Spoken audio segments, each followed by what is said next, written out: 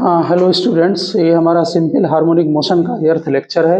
इसमें आज हम फिजिकल पेंडुलम और जो कॉम्बिनेशन ऑफ टू एसएचएम है उनकी स्टडी करेंगे। तो आप लोग पहले हेडिंग डालें, लिखिए फिजिकल पेंडुलम। फिजिकल पेंडुलम में जो हम टाइम पीरियड निकालते हैं वो इस टाइप से कोई भी बॉडी होती है, जैसे रिंग है, डिस्क है, सॉलिड स्फीयर है, हॉलो स्फीयर है, हम किसी का भी टाइम पीरियड उससे जो है वो निकाल देते हैं और एक जनरल फार्मूला बना रखा है वहाँ पर। ठीक, यानी ये पेन रॉड है या जैसे पेन है, इसको यहाँ पर सस्पेंडेड कर दो, ऑसिलेट करा दो। ये फ्रिक्शनलेस होना चाहिए जहाँ पर सस्पेंड कर रहे हैं।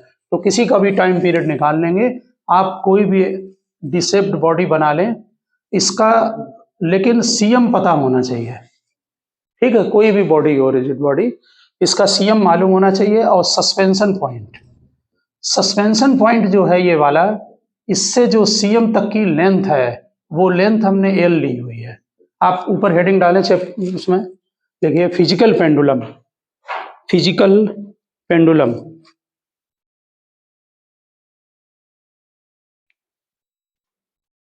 हमने यहाँ सीएम लिख दिया है और ये पॉइंट हम एरो लगा के देख दे, सस्पेंशन पॉइंट है। यानी जिस पॉइंट से आपने बॉडी को जो है वो सस्पेंड किया, जैसे इसको यहाँ से अटैच करके यहाँ से ऐसे टांग दीजिए तो ये सस्पेंशन पॉइंट हो गया। ठीक है ना। नेचुरल है कि जो सीएम है उस पर जो है वो किसी भी बॉडी का जो ग्रेविटी का फोर्स है mg, वो सीएम के अबाउट लगता है, तो mg फोर्स इसमें डाउनवर्ड एक्ट करेगा। ठीक है ना, हर बॉडी में लगता है सीएम पर, तो mg फोर्स लगा दें सीएम पर। सस्पेंशन पॉइंट वहाँ नोट कर दें। ये बॉडी ऑसिलेट करेगी। जैसे आपका ये पेन है, इसको आप अगर यहाँ से सस्पेंड कर देंगे यहाँ पर तो ये ऑसिलेट करेगा, कोई भी बॉडी हो। ठीक है ना। तो यहाँ पर आपको मालूम है ये पॉइंट हमने जो, ये पॉइंट ओ ले लीजिए और सीएम का पॉइंट जो है वो हम सी ले रहे हैं। किसका टार्क लगेगा? ओ के अबाउट, सस्पेंशन पॉइंट के अबाउट टार्क mg का, और तो है ही नहीं दूसरा फोर्स कोई भी। ठीक है ना। तो टार्क क्या होगा? Force into perpendicular distance. देखिए ध्यान से, इसको एक्सटेंड करके यहाँ पर ये एंगल थीटा ले रहे, यहाँ पर mg ये आपका एक्ट कर रहा है, टार्क वहां पर लिख दीजिए। देखिए torque produced by weight mg कितनी है? परपेंडिकुलर डिस्टेंस बोलो।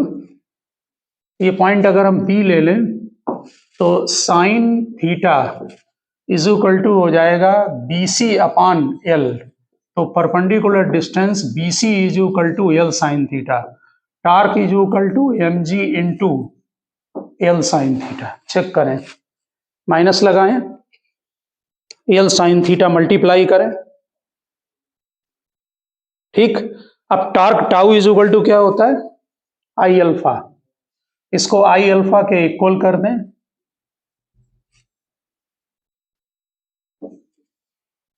ठीक, इससे अल्फा निकाल लें, minus mg upon I into L sine theta.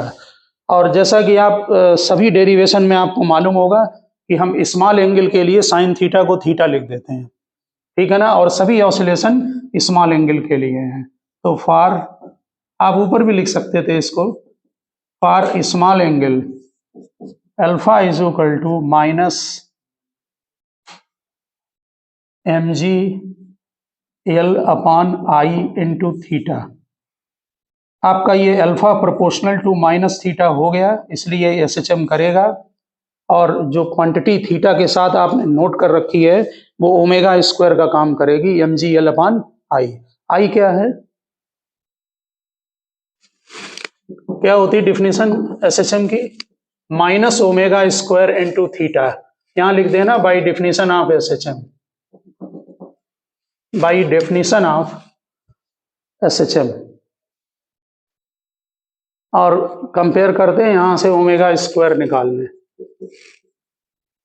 mg L over I, omega is equal to root mg L over I, omega 2 pi by T. तो t is equal to 2 pi root I upon mgl।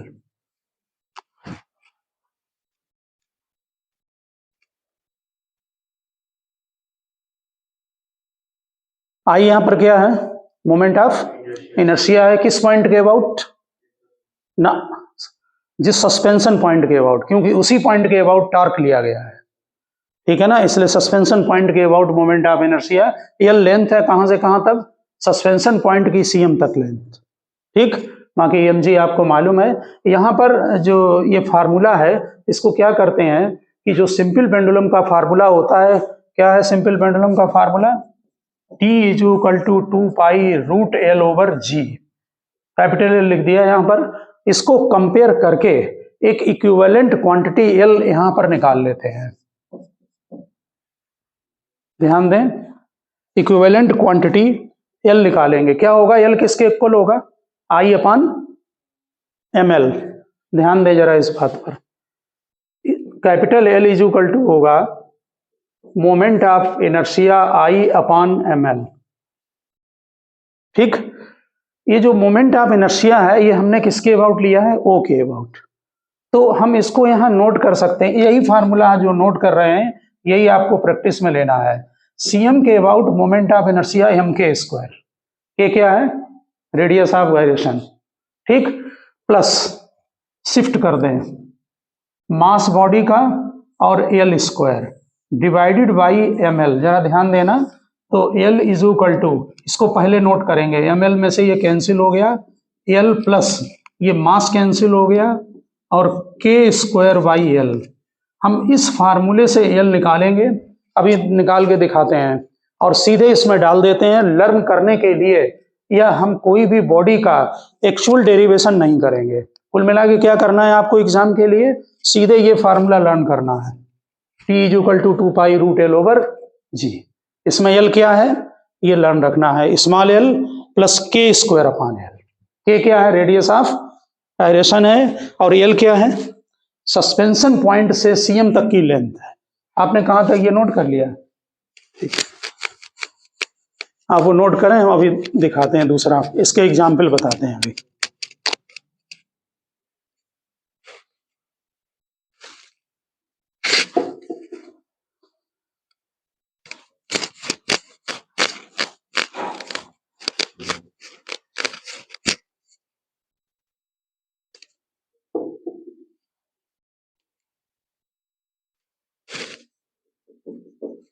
देखिए जैसे ये ring है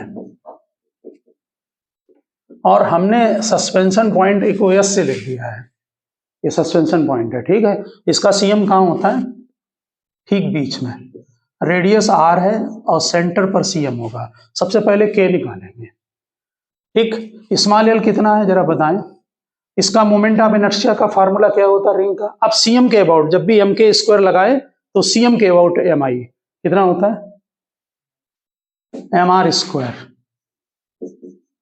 तो M R square is equal to M K square, mass को cancel करें तो के इज इक्वल टू आर, ठीक है। जरा देखें कैपिटल, ये जो स्मॉल एल है वहां पर वो किसके इक्वल है, यहां देख के बताएं, आर के इक्वल। स्मॉल एल क्या होता है, सस्पेंशन पॉइंट की सीएम तक की लेंथ। तो ये सस्पेंशन पॉइंट, ये सीएम, ये लेंथ लेनी है, समझ गए होंगे बात। अब आप क्या करेंगे, सबसे पहले कैपिटल एल निकालेंगे, फार्मूला ये लर्न करके रखना, के स्क्वायर बाई एल, यहाँ आर लिखें, यहाँ आर स्क्वायर, ये सिंपल आ गया और ये बन गया 2r। अब टाइम पीरियड के फार्मूला में पुटअप कर दें, T is equal to 2 pi root L over g, L का मतलब सीधे वैल्यू डाल रहे हैं 2r ओवर जी, ये टाइम पीरियड का फार्मूला है। यहाँ से सस्पेंशन पॉइंट है, ये इस सस्पेंशन पॉइंट पर इस रिंग को हमने अटैच कर दिया, ठीक है ना, टांग दिया यहाँ पर, ये इसका सीएम है। फार्मूला में चेक करो ठीक से, एल क्या है, L plus K square upon L. तो एल क्या है, सस्पेंशन पॉइंट की सीएम तक की लेंथ, यहां तक की, वो आर लिख ली। अब के निकालने के लिए सीएम के अबाउट मोमेंट ऑफ इनर्शिया लिखें, वो लर्न होने चाहिए आपको।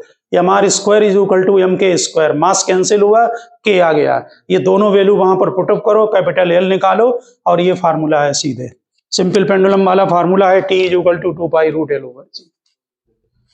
उसमें वैल्यू पुटअप कर दो, सस्पेंशन पॉइंट को देखना पड़ेगा कि किस पॉइंट के अबाउट बॉडी जो है वो अटैच है।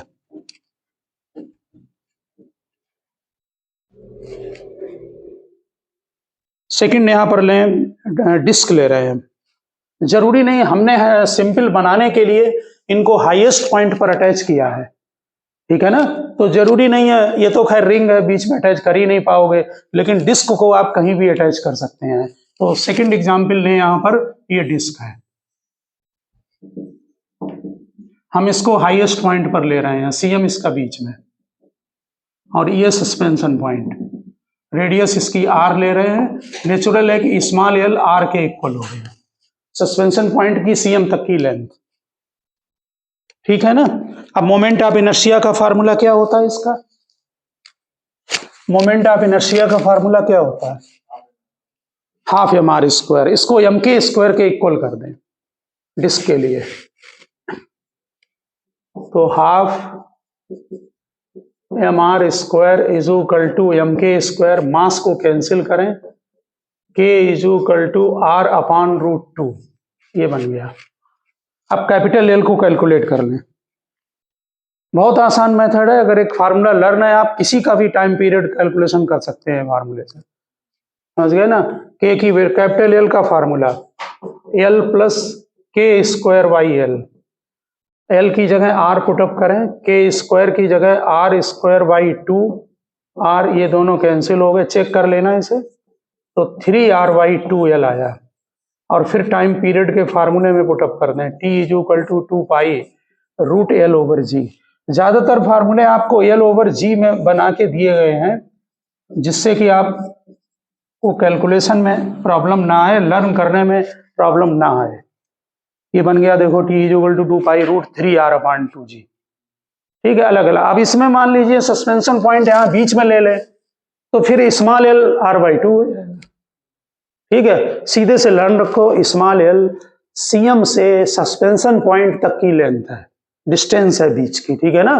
बीच में अटैच कर दोगे तो, और एक बात, अगर सीएम पर अटैच कर दोगे तो ऑसिलेशन नहीं होगा, अब एल 0 हो जाएगा, समझ गए ना। तो टाइम पीरियड की जरूरत ही नहीं है, ऑसिलेशन ही नहीं करेगी बॉडी, ठीक है ना। तीसरा एक रॉड का और ले लें एग्जाम्पल। रॉड कार्नर नहीं, जब भी आप के निकालेंगे तो सीएम का फार्मूला हमेशा किसके अबाउट लेंगे? सीएम के अबाउट। तो सीएम के about M L square by 12 और कार्नर के about M L square by 3, ठीक है ना, याद है ना। तो एम एल स्क्वायर बाई 12, क्योंकि सस्पेंशन पॉइंट का वो नहीं लेंगे, ठीक है ना। हम जिस पॉइंट पर जो है सीएम के अबाउट हमेशा, तो ये रॉड,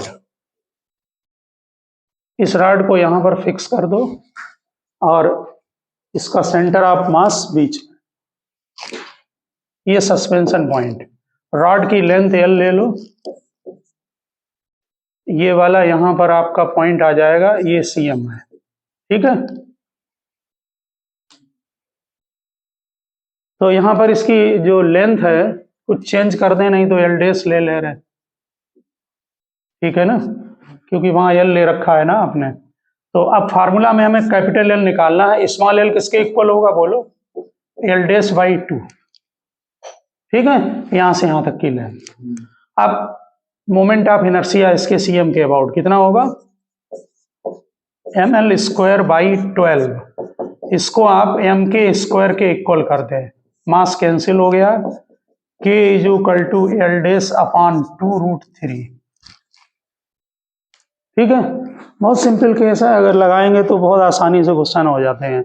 अब कैपिटल एल कैलकुलेट कर लें, तो स्मॉल एल की जगह एल डेस बाई 2 लिखें, प्लस हम इस फार्मूले में वैल्यू डाल रहे हैं, के स्क्वायर जो है आपका वो एल डेस स्क्वायर बाई 12 इंटू, और अपान में एल है यानी कि एल डेस बाई 2। अब दोनों को सम कर लें, तो एल डेस बाई 2 प्लस एल डेस बाई 6, एलसीएम ले लें 6 का, तो 3 और प्लस 4 एल डेस बाई 6 यानी 2 एल डेस बाई 3। चेक कर लें जरा कैलकुलेशन हमारा। अब टाइम पीरियड के फार्मूले में वैल्यू पुटअप कर दो, इसको फिजिकल इफेक्ट ये नोट नहीं किया, अभी लिख लिया, लिखो फिर हेडिंग डालो, कंपोजिशन ऑफ 2 SHM, 2SHM। हाँ, इफ ए लिखे if A particle is acted upon, if A particle is acted upon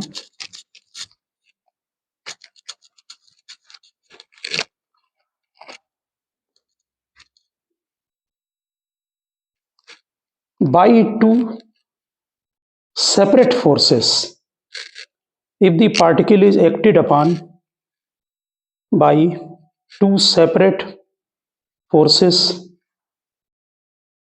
each of which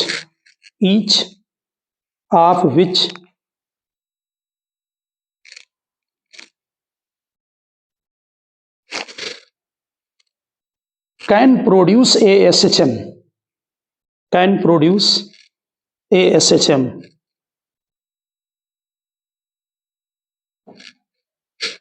लिखा, the resultant motion of the particle, the resultant motion of the particle is the combination of two SHM. Resultant motion of the particle is a combination of two SHM. देखिए, आप जरा यहाँ पर basic बात समझ लें क्या है आर्टिकल, कि जैसे ये आपका सिंपल पेंडुलम है, आप एक फोर्स लगाते हैं, ये मीन पोजीशन है, आप एक फोर्स लगाते हैं मीन पोजीशन पर और इसको यहाँ डिस्प्लेस करके ऑसिलेट करा दिया, ठीक। अब इसमें ये आर्टिकल ये है कि इसमें हम दो फोर्स लगाएंगे, एक फोर्स आपने मान लीजिए इधर लगाया, दूसरा हो सकता है मीन पोजीशन पर लगाएं या हो सकता है आगे कहीं लगा दें, ठीक। उन दोनों के कंबाइंड इफेक्ट से क्या होगा, ऐसा भी आर्टिकल है, एक फोर्स हम लगा रहे हैं एक्स को और एक फोर्स लगाएंगे वाई को, ये वाई हो गया, ऐसे समझ गया ना, और एक फोर्स एक्स। थ्योरी में ऐसा है कि अगर हम दोनों को सेपरेट स्टडी करें और उनको कंबाइंड कर लें तो रिजल्ट निकल आते हैं, यानी सेपरेट डिस्प्लेसमेंट की इक्वेशन निकाल कर फिर उनको कंबाइंड कर लेते हैं, ठीक। अभी समझ में आ जाएगा आपके रिजल्ट। देखिए, आपने थ्योरी में ऊपर यही लिखा है कि दोनों को हम सेपरेट स्टडी करके और फिर उनको कंबाइंड कर लेंगे। लिखिए, late R1 denote the position of particle at time t if the force F1, R1 पर वेक्टर लगाएं, F1 पर वेक्टर लगाएं। let R1 denote the position of particle at time t if the force F1 alone act on it, alone act on it. Similarly,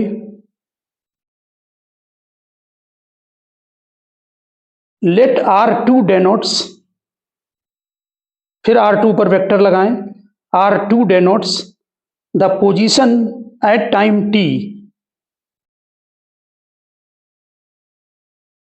if the force F2 alone acts on it, if the force F2 पर vector alone acts on it। लिखिए, by Newton's law to क्या होगा, ma, अगर ma लिख लो, ma को unit ले लेंगे, F1 is equal to a dr1 का डबल डेरिवेटिव और dt2। चेक करो जरा, एक्सीलरेशन को हम डिस्प्लेसमेंट के डबल डेरिवेटिव में लिख सकते हैं, ठीक इसी तरह से F2। यहां पर जो है वेक्टर लगा लेना, F1 is equal to ma, F2 is equal to mass. आप कंफर्म होंगे, दोनों फार्मूले आपको मालूम है न्यूटन्स लॉ के, F is equal to ma। अब अगर इन दोनों इक्वेशन को हम कंबाइंड करते हैं तो F1 प्लस F2, मास को कॉमन ले लें,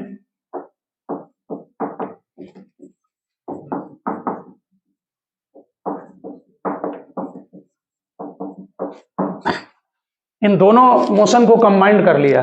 एक मोशन इंडिविजुअल R1 डिस्प्लेसमेंट दे रहा है, पोजीशन दे रहा है, और दूसरा R2 दे रहा है। लिखा, अब नेक्स्ट लाइन से लिखें,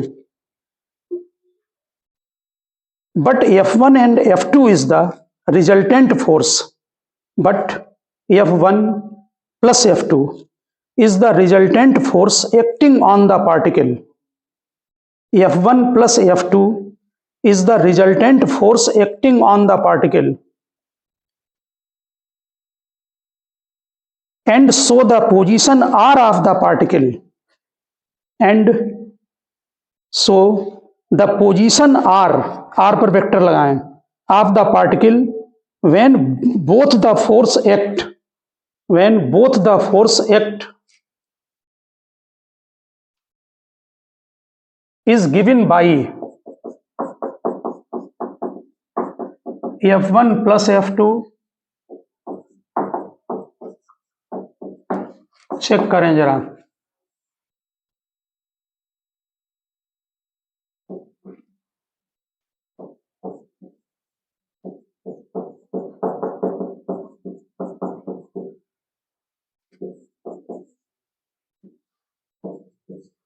जरा यहां पर समझें। हमने इसमें से d2/dt का जो डिफरेंशिएशन वाला पार्ट था इसको बाहर ले लिया, अंदर R1 प्लस R2 आ गया। अगर हम इन दोनों इक्वेशन को कंपेयर करें, इक्वेशन नंबर 1 और 2 को, तो resultant R is equal to R1 vector plus R2 vector बनेगा। ये है तो मैथमेटिकल बहुत छोटी बात, लेकिन बात समझने की कोशिश करें, इसका मीनिंग क्या है। इसका मीनिंग ये है, अगर एक फोर्स आप लगाते हैं F1, ध्यान दें जरा, डिस्प्लेसमेंट है R1, दूसरा जब फोर्स लगाते हैं F2 तब डिस्प्लेसमेंट R2 है, जब दोनों को कंबाइंड लगाएंगे तब डिस्प्लेसमेंट R है, वो डायरेक्ट उनके वेक्टर सम से दिया जाए। अब बात समझ में आ गई। और वेक्टर सम का फार्मूला ये आसान इसलिए है कि आप ऑलरेडी जानते हैं कि अगर दो वेक्टर लग रहे हो तब क्या है फार्मूला वेक्टर में, और मोर देन 2 है तब क्या करेंगे। ये थ्योरी मोर देन 2 पर भी वैलिड है, यानी कि अगर एक तीसरा लगेगा तो R1 plus R2 plus R3। और वेक्टर का सम कैसे करते हैं वो आपको मालूम है वेक्टर के चैप्टर से। अगर और एक बात ध्यान रखना, इसको अगर हम डिफरेंशिएट कर दें तो V is equal to V1 plus V2 आ जाएगा, यानी वेलोसिटी का भी वेक्टर सम होगा। समझ में आ रही बात। अभी प्रैक्टिकल देखेंगे तो आप समझ जाएंगे। अब आप इसमें हम पर्टिकुलर केस इनका लेंगे जिसमें हम एक ही पर्टिकुलर डायरेक्शन में लगाएंगे। पहले इसकी थ्योरी को नोट कर दें। ये लिख लिया आपने जो हमने लिखा है, लिखिए, if the two forces F1 and F2 act together, if the two forces F1 and F2 act together on a particle, its position at any instant can be obtained. Its position at any instant can be obtained as follows. Assume that only the force F1 acts. Assume that only the force F1 acts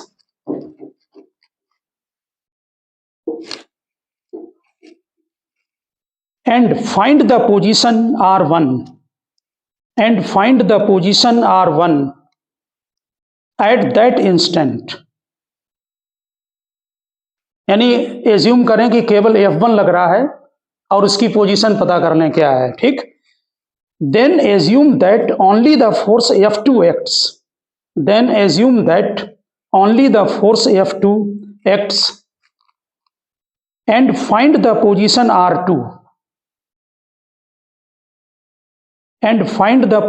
R2 at that same instant. Vector सब पे लगा देना, F1 F2 R1 R2 पर। The actual position will be the vector sum of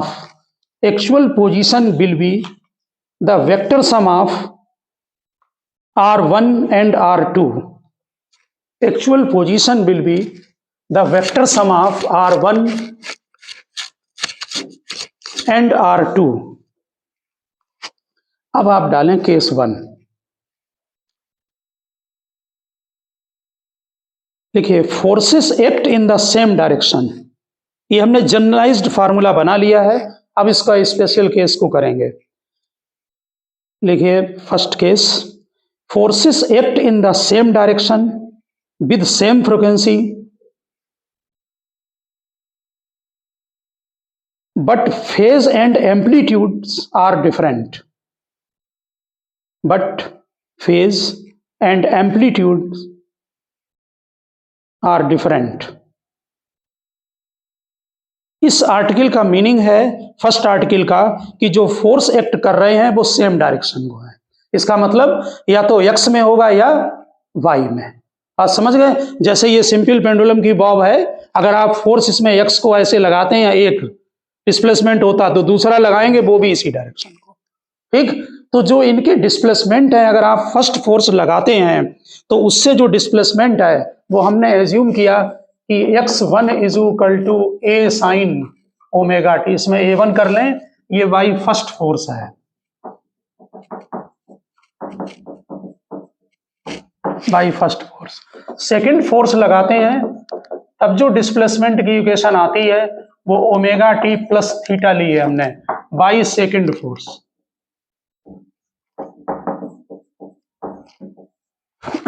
हाँ, आप मतलब आपके समझ में आ गया ना? एक फोर्स लगाया तो ये इक्वेशन मिलती है, दूसरा लगाया तो ये मिल रही है। इन दोनों के एम्पलीट्यूड अलग अलग है और उनके बीच में फेज भी अलग है। इन दोनों के बीच में फेज डिफरेंस थीटा है।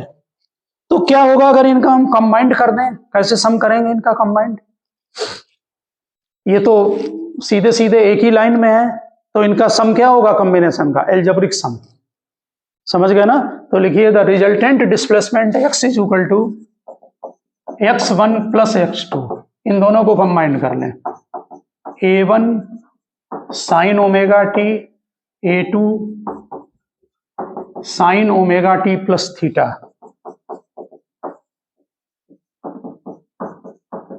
इसको ओपन कर दें साइन ए कॉस बी के फार्मूले से। ये वही एक्सप्रेशन है जो आपने दो एसएचएम को कंबाइंड करते समय लिखा था।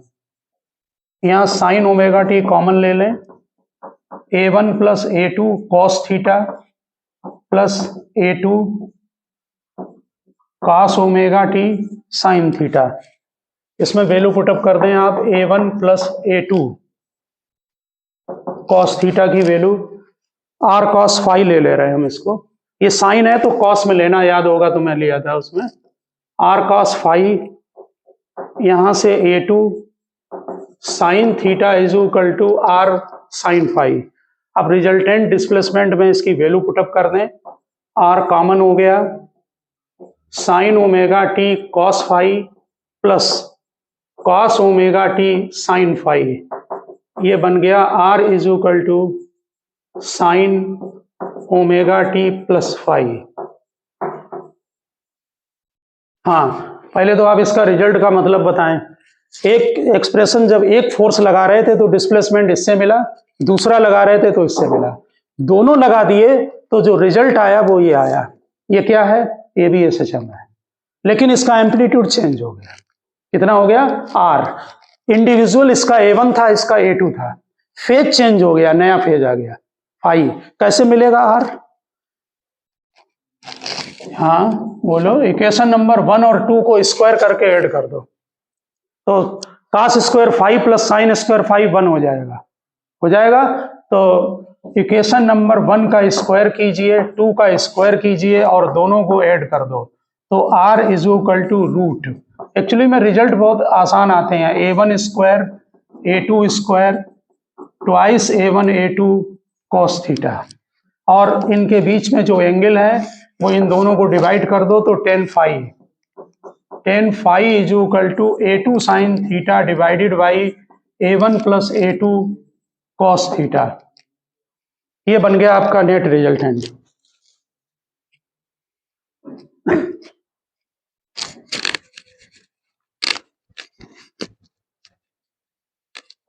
वेक्टर सम का बन गया ना फार्मूला, 2 का था इसलिए, मोर देन 2 होता तो फिर रिजॉल्व वगैरह करना पड़ता है।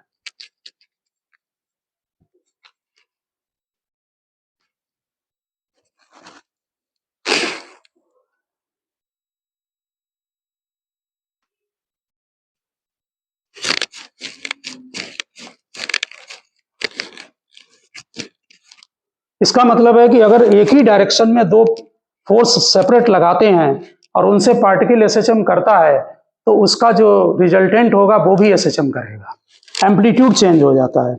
एक एग्जाम्पल इसका लेते हैं, x1 है 2 sin ओमेगा टी, x1 है 2 sin ओमेगा टी। दूसरा फोर्स लगाया, इसका मतलब है कि एक सिंगल फोर्स लगा रहे हैं तो डिस्प्लेसमेंट इससे दिया जाता है, ठीक। x2 है आपका 2 sin omega t plus pi by 3, 2 sin omega t plus pi by 3, ठीक है। क्वेश्चन में एम्पलीट्यूड सेम है, उससे कोई फर्क नहीं पड़ता है। तो रिजल्टेंट एम्पलीट्यूड क्या लगेगा फार्मूला, यही वेक्टर वाला, यानी कि अगर एक फोर्स लगाने पर equation given by first equation से है डिस्प्लेसमेंट, दूसरे से ये होती है, दोनों को लगा देंगे तो एम्पलीट्यूड आर होगा। क्या फार्मूला होगा, अभी फार्मूला लिख चुके हैं, a1 स्क्वायर यानी 2 स्क्वायर, a2 भी 2 है, plus twice ab cos pi by 3, ठीक है। वेक्टर का फार्मूला बेसिक, इसलिए क्वेश्चन आसान होते हैं। 3.5 नोट कर दें, डायरेक्ट सेंटीमीटर में है।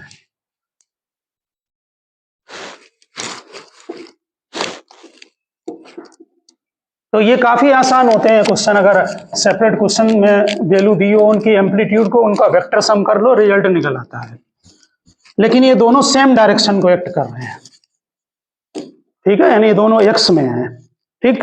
अब आप सेकंड लिखें, composition of 2 SHM in perpendicular direction, composition of 2 SHM in perpendicular direction, composition of 2 SHM in perpendicular direction. देखिए, जब आप फर्स्ट फोर्स लगाते हैं तो जो डिस्प्लेसमेंट है x इक्वल टू वो a1 sine omega T, a1 sine omega T, और परपेंडिकुलर का मतलब है कि दूसरा y डायरेक्शन में। तो दूसरा जब फोर्स लगा रहे हैं तो displacement y is equal to a2, displace ये एम्पलीट्यूड अलग ले लिया, sine omega t plus phi, एक x डायरेक्शन में और दूसरा y में लगा रहे हैं, ठीक है। a1 a2 इसके एम्पलीट्यूड हैं। इनका जो हम बनाते हैं कि ये कौन से पाथ को फॉलो करेंगे, उसमें इसके t को एलिमिनेट करना पड़ता है।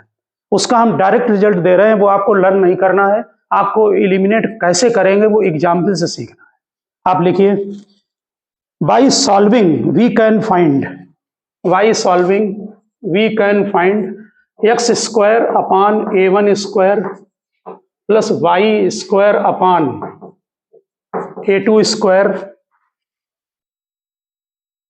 माइनस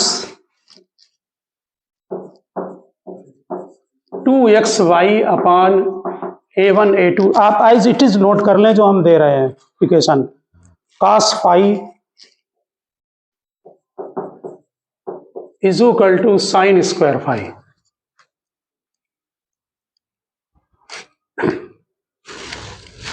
वैसे ये इक्वेशन काहे की है कोऑर्डिनेट में, अंदाज से बता सकते हैं इक्वेशन किसका है, लोकस क्या है, ये लिख लिए दोनों पॉइंट, नोट करो। जब परपेंडिकुलर लगा रहे हैं तो एक से डिस्प्लेसमेंट x के डायरेक्शन में होगा, जब दूसरा फोर्स लगा रहे हैं तो y डायरेक्शन में होगा। ये समझ में आ गई बात। अब आप नीचे लिखें, इसके लिखिए स्पेशल केस, इसी में लिखें, उसमें लिखें first if phi is equal to 0, if phi is equal to 0। और अब आप समझने की कोशिश कर, अगर फाई 0 होगा तो फर्स्ट इक्वेशन से डिस्प्लेसमेंट कितना हुआ, a1 साइन ओमेगा टी, और दूसरा क्या था, a2 भी साइन ओमेगा टी हुआ। समझे जरा, ठीक। फाई को 0 कर दिया, इसका मतलब कि एक हम x डायरेक्शन में फोर्स लगा रहे हैं ओरिजिन से, और दूसरे में लगा रहे हैं y डायरेक्शन में, वो भी ओरिजिन से। आ रही बात समझ में। इनमें t को कैसे एलिमिनेट करें, इनको सीधे यहां डिवाइड कर दो, तो y upon x is equal to a2 upon a1, तो y is equal to a2 upon a1 into x। इसका मतलब पाथ क्या बना, स्ट्रेट लाइन। क्या बोला, x इक्वल टू इक्वेशन लिखी, y लिखी, दोनों को वहां देखो डायग्राम में, दोनों डिवाइड कर दो तो साइन ओमेगा टी कैंसिल हो गया, तो y इक्वल टू आपका बन गया, हमने x में लिखा है a1, दोनों इक्वेशन डिवाइड कर दो तो a2 upon a1 into x, ये क्या बना, ये स्ट्रेट लाइन बना है, बना ना।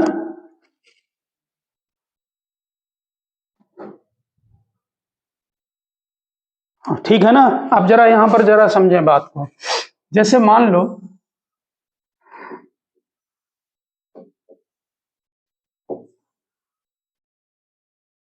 केवल हम एक डायग्राम से आपको समझाने की कोशिश कर रहे हैं, उससे आप समझना इस केस को। ये हमारा x एक्सिस है और ये y एक्सिस है। हम x डायरेक्शन में जब एक फोर्स लगाते हैं तो जो इक्वेशन है वो इससे दी जाती है, फर्स्ट इक्वेशन से। ये साइन इक्वेशन है, यानी कि इसका डिस्प्लेसमेंट इससे दिया जाएगा। ठीक, जब हमने दूसरा y में लगाया, ये हमारा y डायरेक्शन है। ठीक, इससे जो डिस्प्लेसमेंट हम देते हैं ये हमारा x के अलोंग डिस्प्लेसमेंट हो रहा है, और इससे किधर होगा, y के अलोंग। ठीक, यहां पर ध्यान दें, ये y के अलोंग वाला है, क्योंकि ये भी साइन कर्व है और ये भी साइन कर्व है। ठीक, अब हम दोनों अगर डिस्प्लेसमेंट देंगे तो जो पार्टिकल होगा उसकी पोजीशन समझने की आप कोशिश करें जरा। देखिए यहां पर ये ओरिजिन पर है, यहां पर ये ओरिजिन पर है, इन दोनों को एक्सटेंड करो, यहां मिलेगा सेंटर पर। सीधे हम पीक पॉइंट ले रहे हैं, जो पीक पॉइंट आपका है इसे आगे बढ़ाओ, इसको यहां आगे ले जाओ, ये यहां पहुंचा पार्टिकल। इसके बाद जब ये वापस आया यहां पर तो ये यहां पर आ जाए, क्योंकि एक साथ लगे हुए हैं दोनों फोर्स, एक x में दूसरा y में। ये वापस आ गया यहां पर, ये वापस यहां पर आया, ये पार्टिकल ऐसे जाएगा, वापस आएगा, फिर इस क्वाड्रेंट में जाएगा, फिर वापस ऐसे ऐसे ऑसिलेट करेगा। इसमें क्या होता है कि जैसे जो आपने कैथोड रे ट्यूब पढ़ी होगी केमिस्ट्री में, जो इलेक्ट्रॉन बीम जाती है उसमें क्या करते हैं कि दो डायरेक्शन में इलेक्ट्रिक फील्ड लगा देते हैं। ध्यान से समझना बात, एक फील्ड लगाते हैं वो पार्टिकल में फोर्स लगाता है x डायरेक्शन में, और दूसरा लगाते हैं तो क्या लगाता है, y डायरेक्शन में। जब वो बीम जाती है मॉनिटर पर, यानी जो आपका कंप्यूटर की जो स्क्रीन है उसमें जो स्पॉट होता है इलेक्ट्रॉन बीम का, वो स्ट्रेट लाइन दिखने लगता है, उसके फिगर बनने लगते हैं वहां पर। समझ रहे ना, यानी एक जब पार्टिकल लगा रहे हैं तो वो x में SHM करा रहा है, दूसरा y में। हमने अभी आपको बता दिया कि जैसे ये है आपका मीन पोजीशन, एक फोर्स लगाते हैं तो ऐसे ऑसिलेट हो रहा है, दूसरे से ऐसे। अब दोनों कंबाइंड लगा दिए तो यहां पर ऐसे ऑसिलेशन हो रहा है। समझ गया ना, क्योंकि इक्वेशन क्या बनी है, y इक्वल टू mx की बनी है। ठीक, नेक्स्ट केस। और एक बात समझ लेना, यहाँ जो एम्पलीट्यूड होगा इसका, ये a1 है एक तरफ, a2 और ये a1, तो जो रिजल्टेंट एम्पलीट्यूड होगा वो root a1 square plus a2 square होगा। हाँ बिल्कुल बनाना है। रिजल्टेंट एम्पलीट्यूड जो होगा वो a1 square plus a2 square, और ये समझ में आ गया ना एम्पलीट्यूड आपको, क्योंकि यहां से क्लियर है बिल्कुल, एक a1 है डिस्प्लेसमेंट, दूसरा में a2 है, तो resultant amplitude a1 square plus a2 square हो जाएगा। इक्वेशन दोनों कंबाइंड होकर जो मोशन करती है वो आपका जो मोशन है वो भी SHM करेगा। हाँ आप इसको बना लेना बाद में, पहले इधर नोट कर लें जरा, दो केस और नोट करा दें।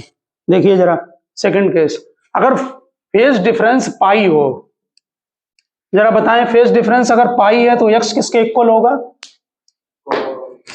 a1 साइन x, तो यही था, उसमें तो है ही नहीं फेज डिफरेंस का, तो x is equal to a1 sine omega t, y कितना हो जाएगा minus a2 sine omega t. ठीक है, साइन ओमेगा टी प्लस कितना लिखा फेज डिफरेंस, पाई। ठीक है ना, तो यहां पर अब इन दोनों को डिवाइड कर दो तो क्या बना, y is equal to minus a2 upon a1 into x. अब ये सेकंड और फोर्थ क्वाड्रेंट में ऑसिलेट करने लगेगा। इक्वेशन देख लो, y is equal to minus mx। आपका यहां पर ध्यान रखना, करना क्या होगा, सिंपल क्वेश्चन में t को हटा दो, इलिमिनेट कर दो, वो अपने आप रिलेशन बन जाएगा कि पार्टिकल x वर्सेस y में जो है वो कैसे मूव करेगा। तीसरा केस जरा एक मिनट आप नोट कर लें जरा, सेकंड केस, थर्ड केस बताएं जरा। थर्ड केस में जो फेज डिफरेंस ले रहे हैं वो π/2 90 डिग्री का, जरा बताएं क्या बनेगा। x इक्वल टू तो a1 साइन ओमेगा टी है फर्स्ट इक्वेशन, y क्या हो जाएगी a2 कॉस ओमेगा टी। ठीक है, इसको कैसे करेंगे एलिमिनेट, बोलो। इन दोनों को स्क्वायर करके ऐड कर दो तो क्या बनेगा, x square upon a1 square y square upon a2 square is equal to 1।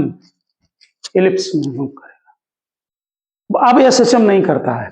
अब मालूम क्या होगा, ये आपने एक फोर्स लगाया एक्स में और एक लगाया, लेकिन फेज डिफरेंस है, एक कॉर्नर पर लगा रहे हैं और एक मीन पोजीशन पर। ये पार्टिकल अब एसएचएम नहीं करता है, ये इलिप्स में ऐसे मूव करने लगे, दो फोर्स लगा रहे हैं। इसी में अगर a1 a2 इक्वल हो गए तब क्या होगा, तो सर्किल बन जाएगा। समझ गए ना। तो ये क्वेश्चन बहुत आसान होते हैं क्योंकि इनमें इक्वेशन दी होती है फेज डिफरेंस, इसमें करना कुछ नहीं, आपको टी को एलिमिनेट करना है, पाथ निकल आएगा क्या ये। लेकिन ये ध्यान रखना, ये एसएचएम नहीं करेगा। X square upon a1 square और Y square upon a2 square is equal to 1। इसी में लिख देना if a1 is equal to a2, if a1 is equal to a2 then path circle होगा। और एक बात बता दे रहे हैं, देखिए ये जो हमने डायग्राम बनाया है, अगर हम अभी इसको साइन और कास को यहां पर बनाएं तो ये इलिप्स का पाथ बन जाएगा, लेकिन ये इक्वेशन फिर इधर से नहीं चलेगी, टॉप से चलेगी। यहां दोनों को कंबाइंड जाओ, पार्टिकल ऐसे बन जाएगा, यहाँ इलिप्स ऑटोमेटिक, आप उनको ऐड करते जाएं, इलिप्स तैयार हो जाता है।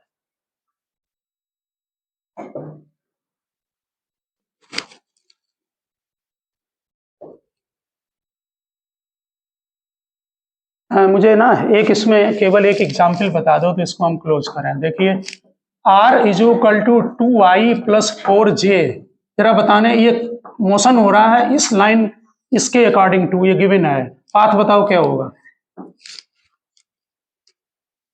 2i प्लस 4j, बाहर है साइन ओमेगा टी, ये यूनिट वेक्टर है i और j, क्या होगा पाथ। x की इक्वेशन क्या है बोलो, 2 साइन, आई क्यों बोल रहे हो, 2 साइन ओमेगा टी, वाई की क्या है 4 साइन, दोनों को उठा के डिवाइड कर दो तो y is equal to 2x, straight line. समझ गए, क्या करना है, इलिमिनेशन करना है टी का, आपको कोई भी इक्वेशन आपको दे दी जाए।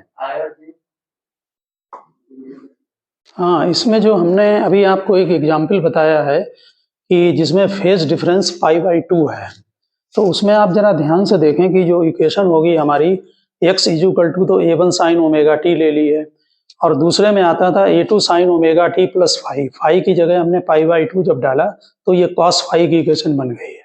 ठीक, हमने आपको इनका एलिमिनेशन करके बता दिया है कि sine square theta plus cos square theta जब हम लगाएंगे तो इसका जो पाथ है, यानी कि x और y का जो रिलेशन है वो एलिप्स में बनेगा, इक्वेशन एलिप्स की आती है। इसका मतलब है कि पार्टिकल एलिप्टिकल पाथ में मूव करेगा। यहाँ पर ये एसएचएम नहीं होगा, ये आप समझ चुके हैं बात को। दूसरी बात, इसका प्रैक्टिकल मीनिंग जो है वो हम आपको फिर बता दे रहे हैं कि जैसे ये बॉब है, हम इसमें एक फोर्स लगाएं और उसका जो एसएचएम है वो इस फर्स्ट इक्वेशन के अकॉर्डिंग टू हो, तो हम यहाँ पर देखें, हम इसको x मान रहे हैं, तो हमने जब एक फोर्स लगाया और t0 पर ओरिजिन पर है, ध्यान दें साइन थीटा है, तो ऐसे ऑसिलेशन होगा। अब हम दूसरा जब फोर्स लगाएंगे तो इसका ऑसिलेशन y डायरेक्शन में होगा, यानी फोर्स हम y में लगा रहे हैं, लेकिन t0 पर मैक्सिमम है। इसका मतलब जब y में ये x ये ले रहे हैं, y ये, तो y में जब कॉर्नर पर ये है तब हम t0 स्टार्ट कर रहे हैं। समझ गए ना। तो ऐसी कंडीशन में जब दोनों को सुपर इम्पोज करेंगे तो ये इलिप्टिकल पाथ में ऐसे मूव करने लगेगा। ठीक, हमने ये तो सिंपल पेंडुलम की बात हो गई, लेकिन जनरल में हमने आपको बताया कि अगर हम किसी कैथोड रे ट्यूब में जो इलेक्ट्रॉन बीम जाती है उसमें अगर हम इलेक्ट्रिक फील्ड लगाकर इस तरह से लगाएं कि बीम में जो फोर्स लगे वो x डायरेक्शन को, इस इक्वेशन को फॉलो करे, वो जो फील्ड लगाते हैं वो साइन वेव को फॉलो करती है। ठीक, और जो दूसरी फोर्स लगा रहे हैं वो इस इक्वेशन को फॉलो करे, तो पाथ जो होगा या जो फील्ड लग रहा है, फोर्स लग रहा है, वो एक्स डायरेक्शन में जब ये मूव कराएगा तो हमने ये देखो साइन कर्व बनाया, x is equal to a1 sine omega t, ठीक। और ये y में कराएगा तो इसको ले लिया हमने a2 cos ओमेगा टी। अब इन दोनों को जब सुपर इम्पोज करेंगे, ठीक है ना, तो जो स्क्रीन है उस पर जो फिगर बनेगा वो बहुत आसानी से आप इनको सुपर इम्पोज करके बना सकते हैं। देखिए कैसे, पार्टिकल T0 यहां से स्टार्ट होता है, ठीक। तो आप क्या करें कि जैसे अभी हमने स्ट्रेट लाइन का बनाया था, इसको डॉट डॉट करके ऐसे आगे बढ़ा लें, ये मिल गया।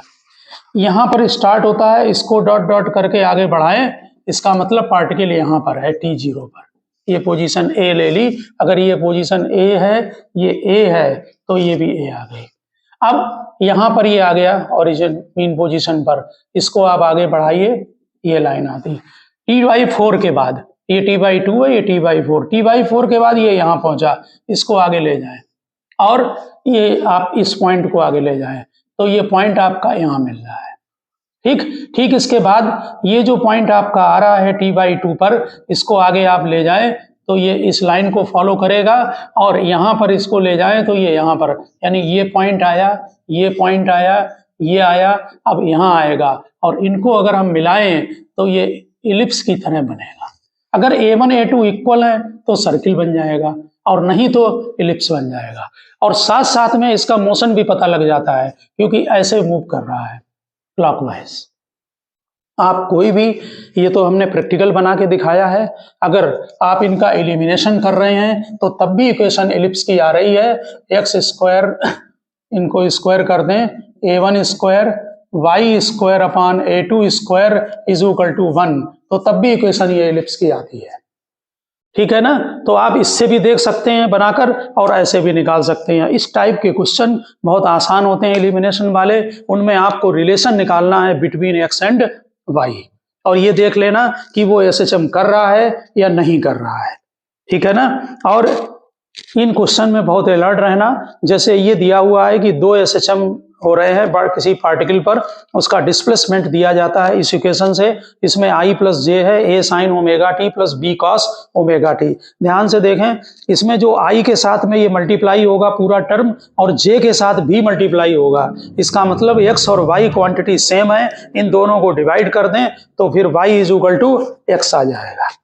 तो आप समझ गए, ये स्ट्रेट लाइन होगा, पॉजिटिव है, स्लोप पॉजिटिव है, ये फर्स्ट और थर्ड क्वाड्रेंट में मूव करेगा, नेगेटिव आ जाए तो फिर सेकंड और फोर्थ में मूव करेगा, ठीक है। तो इसके पहले जिसमें हमने आपको स्ट्रेट लाइन वाला बताया है कि x is equal to A1 sine omega t, y is equal to A2 sine omega t, उसमें डिवाइड किया स्ट्रेट लाइन, उसका एम्पलीट्यूड भी आ गया है और वो SHM करेगा, ठीक है ना। पार्टिकल, उसका एम्पलीट्यूड हमने आपको लिख दिया है कि root A1 square plus A2 square होगा। यहाँ SHM नहीं होगा क्योंकि ये पाथ इलिप्टिकल पाथ हो जाएगा। तो ओके स्टूडेंट, हमने आज आपको फिजिकल पेंडुलम के कुछ केस बताए हैं, आप उसका फार्मूला लर्न रखें और अगर 2 SHM का सुपरपोजिशन या होता है या कंपोजिशन है तो ध्यान रखें उनका वेक्टर सम होता है। और ये भी ध्यान रखना कि हमने इस फिनोमिना में सारे दो केस लिए हैं, अगर मोर देन 2 आते हैं तो जैसे आप वेक्टर सम करते हैं वेक्टर के चैप्टर में, जैसे 3 इक्वेशन दे दी जाएं तो उसी हिसाब से उनको रिजॉल्व करके उनका वेक्टर सम कर लेना, क्योंकि ये फार्मूला जो आप लगाते हैं A square plus B square plus 2AB cos theta, ये 2 के लिए है, मोर देन 2 के लिए वेक्टर को रिजॉल्व करके आप नेट एम्पलीट्यूड निकाल सकते हैं, ठीक है ना। मोर देन 2 में भी क्वेश्चन में आ सकते हैं। तो ओके स्टूडेंट, मिलते हैं नेक्स्ट लेक्चर में, आप इसको प्रिपेयर करें। ओके।